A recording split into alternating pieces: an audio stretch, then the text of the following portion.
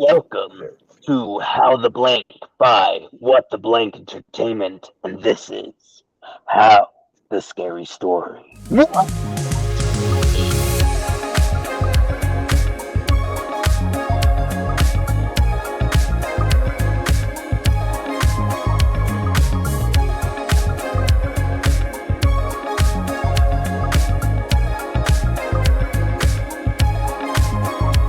How's my hair?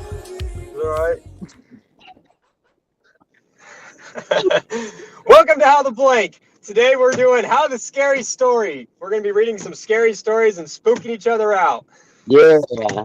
I don't know about you guys, but where I am, it's like a nice, cool, and like it's nighttime where I am. I know it's morning for you guys, but it's nice and cool. It's windy, and there's like light rain in the background, so occasional thunder, and it's just perfect for this mood.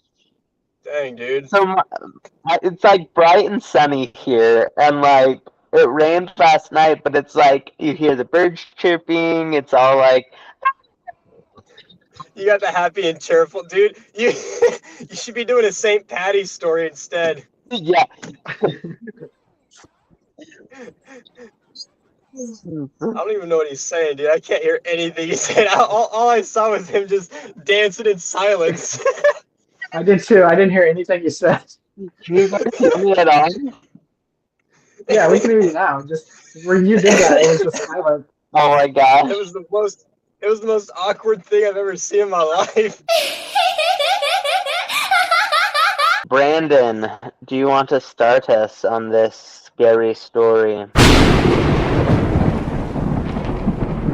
I have a pretty good story that I heard since being here in Indonesia. So Indonesia, the folklore here is dark and creepy by itself. Everybody in Indonesia is very mystic, and especially the old religions that are altruistic and animist, still very popular here. So there's a lot of stories of black magic, and ghosts are just commonly accepted as a true and real thing to most people.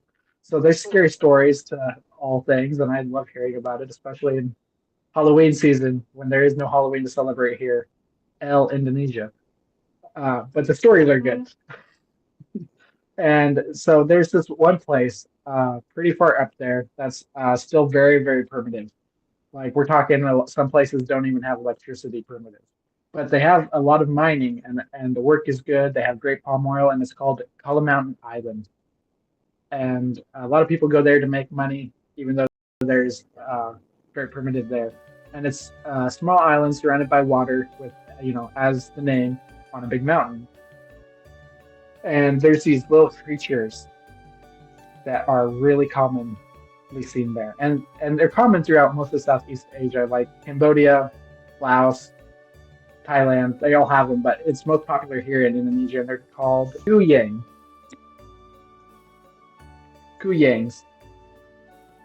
That's the Indonesian word for it. And I'm very glad about that because it's one of the easiest Indonesian words to pronounce of all the ones I found. So Kuyang is a superstition that's still believed in this day, and scares pregnant women so badly that it is tradition that most women that are pregnant won't leave the house after dark or right before dark. So typically about 6 p.m., it's usually forbidden for you to go out and do community things if you're a woman. That's usually falling on the husband's job.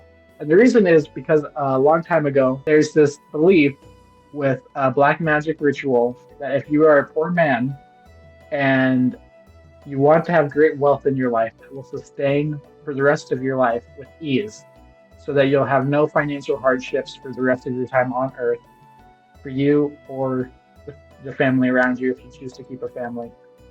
The way you do that is you must sacrifice the blood of a fresh, innocent child. And the only way you can do that properly is if you take it straight from the womb. So it was part of this ritual is you must select a pregnant woman who's deep into her pregnancy. And you must remove the baby while it is still in the belly. And after the mother has passed, you must cut it and remove it by hand, by your own physical hands. And you must cook and eat that baby, the whole baby. You cannot leave any of it about. You must devour the whole thing in order for the ritual to work. And then once the mother has died, a curse is also set upon her. So it's a sacrifice for your well-being for her eternity. And so part of her curse then is not just losing her baby, but as she is cut open a very certain way with the magic ritual, her blood will drain, kind of in a vampiric way. So it'll empty her body, and her flesh will start to rot as usual. And then her spirit will be trapped in that form, and it's called a kuyang. And when she is in the afterlife, she is still imprisoned here on this earth, in this realm, but on the other side of the veil. And she will be floating with her head and her face perfectly intact, so that people will always know her in her last moments. But the rest of her body is just her organs that were preserved as the blood was passing through. So she has no skin; it's just organs, and she floats there. No legs, no arms, no limbs. And then the hatred of their soul usually spreads throughout men, and it's kind of like a cat and mouse now, where to save her soul, she has to be able to take somebody else, and they'll usually choose a man. And if a kuyang catches you without you seeing it first, sick with a devastating fever, and that man will die in order for her to attempt to save her soul and break the ritual. And people have seen kuyangs all over Kalimantan Island, from where these rituals were heavily practiced. And kuyangs are still seen today, especially in the mining pits. And so when you're out there working, or you're walking home at night in the bamboo forest where it's pitch black, and you see a woman's face with nothing but organs hanging down, floating, you better hope that you see her before she sees you, or her soul might be saved. And that could be the worst luck for you. Whoa. Dude, that is crazy. It is crazy. There's movies Holy made on cow. it too. Like it's a thing. Like so many pregnant women have been sacrificed for this ritual throughout history. It's kind of crazy. Like, not that it's like yeah, it's a cool ghost story, but at the same time, just to think that like people have killed women and eaten children, that's Wow. intense. Yeah. For wealth, a wealthy life. How much is your life worth? That's crazy. Oh, that's cool. Like I think these like different cultures, scary. Objection vanished like a ghost. Oh, he's back. Dude, how'd you have that blue glow? Dude, that's what I'm saying. I'm a ghost. I can just disappear and reappear whenever I want. I don't exist. Really, how the ghost was all about how the Jackson, or how the Jack-o'-lantern. Oh, there you go. Dude, I think that's such an interesting story, though. Like, I wonder what the what some of those crazy stories are. Like, I wonder if you can go find someone that's worked in the mines and has had one of those experiences or seen one of those things before. I mean, there's so many people that claim, even in my village, that have worked in Kalimantan, that said that they have seen the kuyang, and that's why they ended up coming back so early, even though the money's so dramatically less. But Wow. like, people are scared to the bone, and like I said, everyone follows those mystical things here because it's a very real belief here. Like, it's not considered folklore like we as Americans consider it folklore, right? Or mythology. Mm-hmm. To them, it's like solid as the Bible to a Christian. And like the fact that like pregnant women to this day don't leave the house after 6 p.m. or if nightfall falls sooner, they won't leave the house at sunsetting. Like, that is like, it's just in their core in some of these religions. That's insane. And the fact like that ghost story is like religion, that's what makes it so cool to hear these stories here. Wow. Yeah. Oh. All right. So now we've done Brandon's story. Now it is time for my story. So in Utah, North America, there are these creatures called skinwalkers, also known as wendigos. And there is a ranch up here in northern Utah called Skinwalker Ranch. And it has had plenty of history of people going missing, cows being killed, and random creatures being seen, such as aliens, Bigfoot, but especially of all, the Wendigo. And this story actually happens outside of the ranch, in a small town just south of the ranch. One morning, a man and his daughter decide to go camping out in their backyard. They are near the Uinta Basin, so they have all those pretty trees back there. And they decide, instead of going camping out in the forest like they usually do, they're going to camp in their backyard near the fence. And so they have a fire pit, and they put up the tent, and they actually decide to run an extension cord to their tent and watch a movie and be able to have fun. And so they set up the tent, and they're going to sleep out there. And as they're watching the movie, the daughter falls asleep, and so the father turns off the TV, and he goes to sleep, but he hears a wailing from outside in the forest, and it is very similar to like an elk wail where it goes off, but it sounds more distorted and deeper than he's ever heard before. And they get a lot of deer in their yard all the time. They get deer and they get elk, but he's just never heard them be this nocturnal, because usually they roam during the day. So he decides to go back to sleep. It's fine, but he hears hoof prints, boom, boom, boom, surrounding the tent, and a rustling on the tent, and he sees antlers in shadow surrounding the tent, and he hears a little bit of shaking, and a hand looks like it's going to reach for his daughter, but it stops at the tent. And so he curls in with his daughter, and it comes to the front door of the tent. The tent is closed, and you can tell that it trips over the cord for the TV. And so it starts pulling the cord, and the TV starts moving towards. So he runs and unplugs the TV and holds his daughter, and then he waits until he hears nothing, and he goes out, and he sees big hoof prints that are the size of his hand. They're just huge in the ground. And so his daughter is still asleep, and so he rushes inside, and he puts her to bed, and he locks the doors and goes to sleep. And he makes sure that everything's okay, and he finally goes back to sleep, and nothing happens the rest of the night.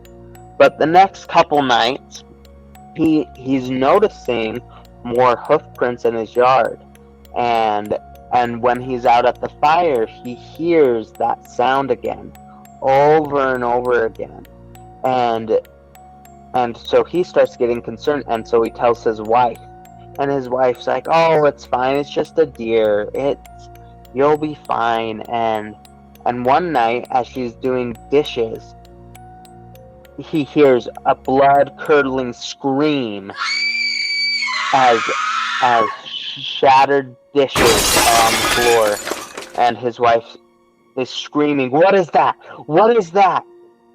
And he sees nothing, but he sees huge deer prints in the side of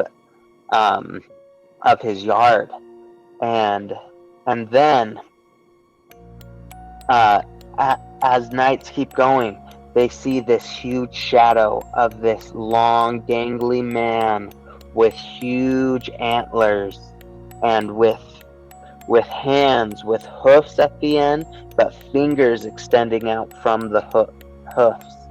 And they keep seeing these shadows.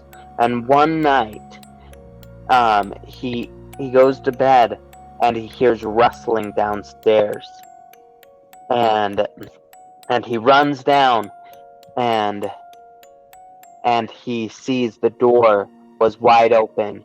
It was locked, and he had a deadbolt on it, and the deadbolt was gone. It was taken out of the door, and so he relocked everything up. But one night he heard something, but he was like, it's just superstition. It's just superstition. And he hears hoof prints going up his steps, his wooden steps. And he hears a scream come from his daughter's bedroom. And he opens the door, and she's gone.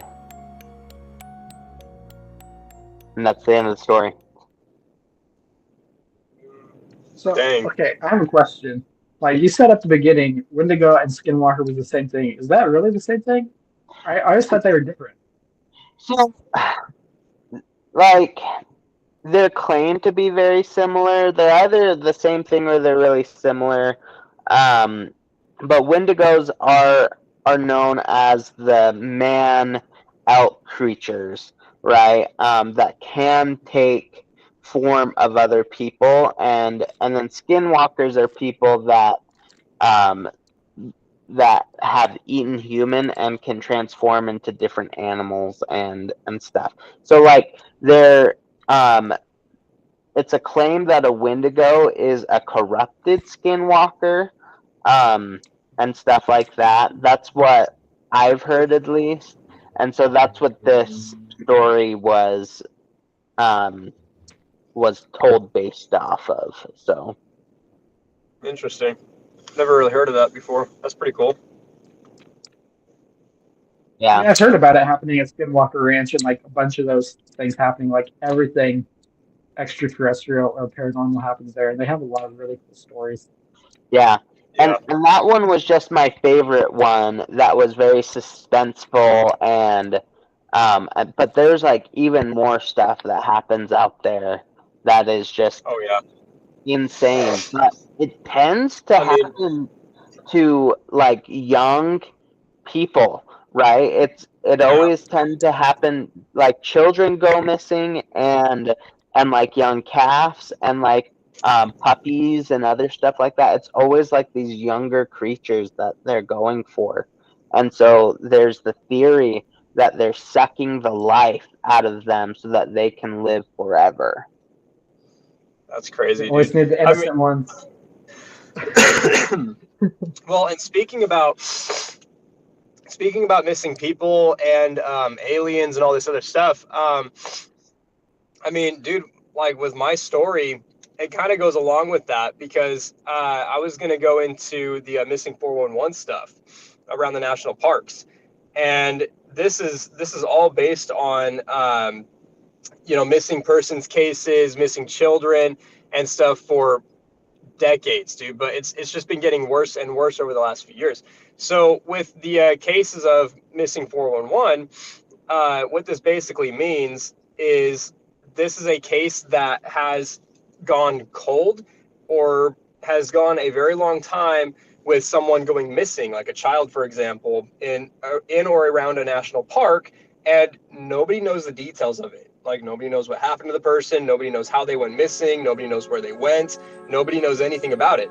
And what's weird about these cases is you start looking into some of them and you start noticing some very similar, like eerily similar aspects to them. For example, a long time ago, I don't remember exactly when this was, but there were two separate cases of one of a child that went missing and then one of another man that went missing. A lot of these cases are pretty similar in what happens. But with these two particular cases, this child, he was out camping with his family, basically, and they were, I think they were getting ready to go down fishing with his father, and the kid went around behind a tree just to go do something, and the dad was just sitting down there just kind of doing his thing, and like maybe 5 minutes goes by, and all of a sudden the kid is gone, and the dad is like trying to look for him, and he doesn't know where it happened to him, and it's only been 5 minutes, and so the kid is just gone. No sound, no nothing, no sight, nothing. Kid's gone. And so he goes back up to camp in a panic, and he tells the wife, and they start doing a whole search for the kid and everything, and then the whole entire community starts searching for the kid. The search and rescue team gets involved, the authorities get involved, and everybody's looking for this kid. And I think it's like 3 days later, 3 or 4 days later, all of a sudden the kid is still not found, but they end up finding bits and pieces of clothing around, scattered miles and miles away where this kid went missing. And this is what happens with a lot of these cases. Suddenly these people go missing, and then days or weeks or months later, you start seeing their clothes just somewhere around the park or around the forest. And this happens in Yellowstone, Tetons, all sorts of places. Even the Smoky Mountains is a big one. The Appalachian Mountains is a really, really big area for these to happen. And what happens with these other cases is, like with this other guy, he was in Joshua Tree National Forest, and he was going on a hike, and he was only going to be gone for like a few hours. But he goes out there, he doesn't tell anybody that he's going to be gone for this long or whatever, but he ends up going out there, and he never comes home. And so they spark, a search and rescue team and everything, and people are looking for him. Nothing happens. The dude is just gone. And it's just really strange how this kind of stuff all happens around national forests and national parks. And it's what's even crazier is you look into where these national parks are at and where all these missing cases are located at. Dude, you start looking into that, and you look into where the caves are at in America, and you start seeing some really strange correlations, because the caving system that's around America is very similar to the map of missing persons around national forests. So it sparks a weird question. It's like, well, where are these people going when you can't find them? What is happening to these people? And so it's suspected that these people, there's a creature that lurks out in these forests, the Appalachian Mountains, Yellowstone, all these other places, and nobody really knows what it is. People say it's a supernatural force, people say it's an alien, people say it's, whatever else, but even Wendigo, I don't know, dude, but it's really strange because you can't see them. But there's weird cases of people that have gone missing for a while and end up coming back, and they have something to say. And what's weird about it is some of these stories that you listen to of these people that go missing and then come back days or a week later or whatever, and they say some weird things, where one in particular, I don't remember any of the names of these people, but one in particular kind of sparked me, and you guys can watch this video on YouTube. It's called Missing 411, and David Politis is what his name is. He's the guy that's doing all the research. He's the journalist that's trying to understand what's going on with this. But he talks about this case where some of these people have gone missing and they come back, and they talk about something weird that happened before they went missing. And what happened with some of these people is they were just kind of doing their thing, whether it's with their family or they're just by themselves hiking or whatever it is. And some of them see this weird translucent thing, like a being that's not there, but it's there. And like you ever watch like a movie or a TV show that's that they're trying to depict an invisible man, so like you can see the translucent sheen of them. That's basically what they're describing in these cases. They describe this weird translucent being that's stalking them from a distance, following them, watching them, and they can see it off in distance. They see trees kind of being moved around a little bit. They see bushes being moved around a little bit. They hear something, and all of a sudden, it's black, and they just pass out, or they get knocked out or something like that. It's really weird. And some of them end up coming back, and it's been a few days or something like that, and some of them are completely naked, and they end up finding their way back to civilization, but they don't know what happened. They just all of a sudden went missing and disappeared and went silent for days.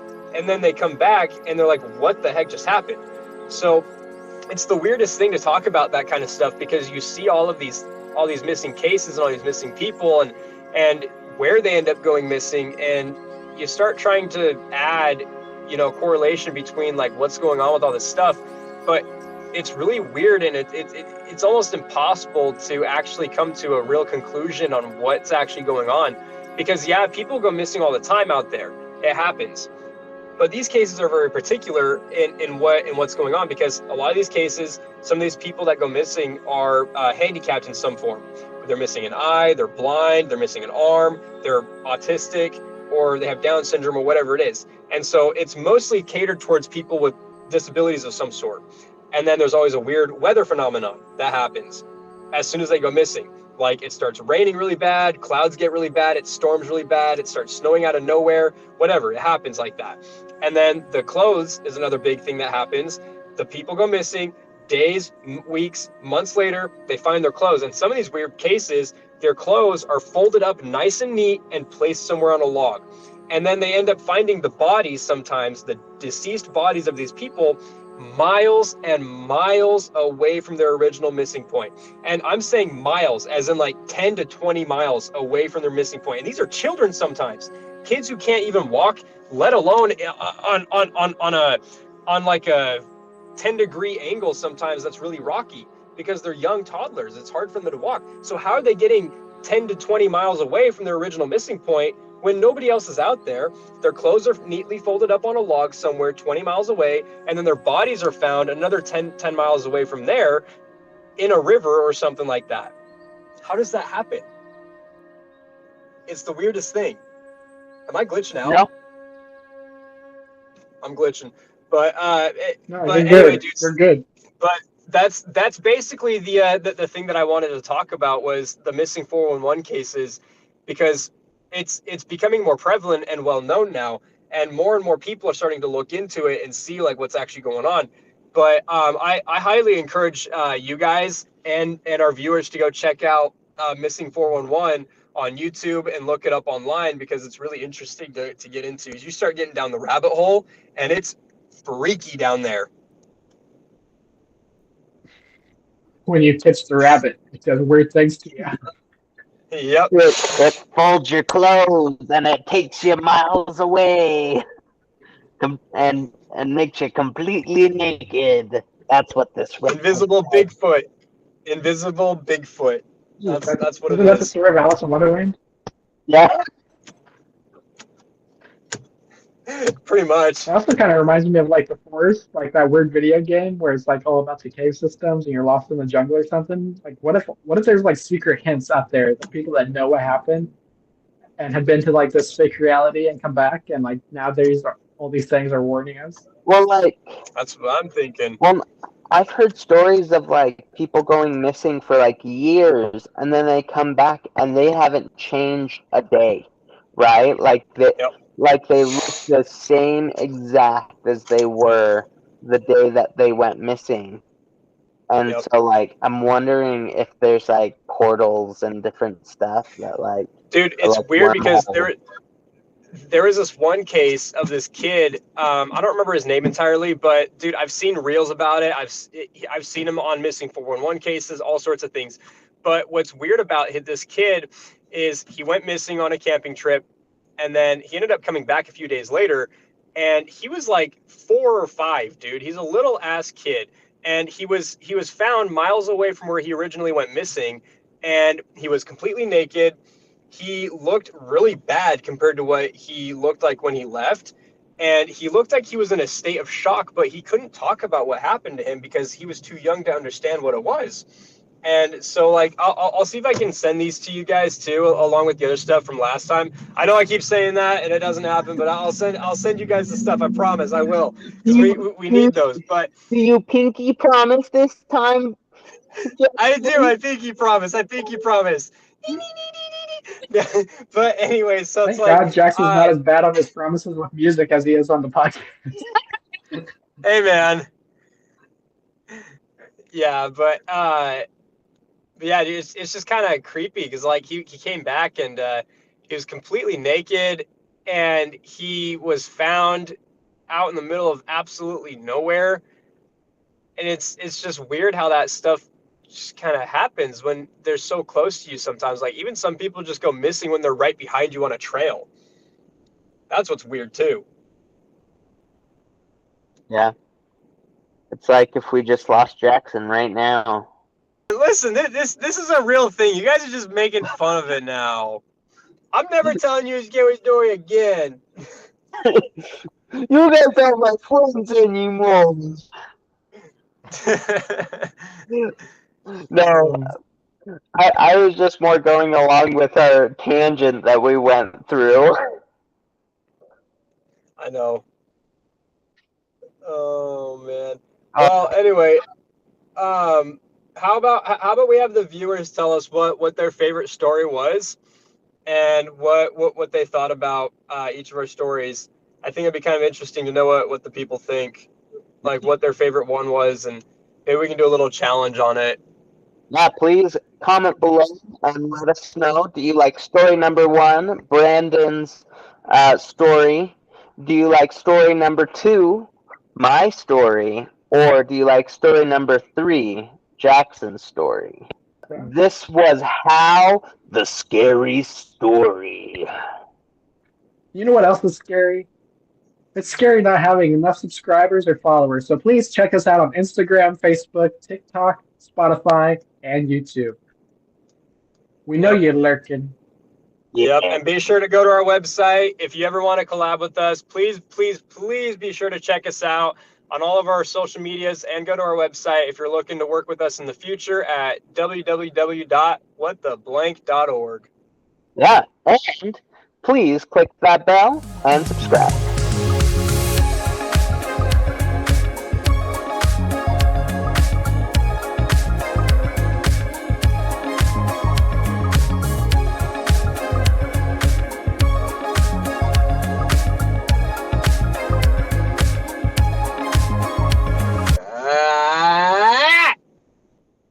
I just want to throw a tantrum.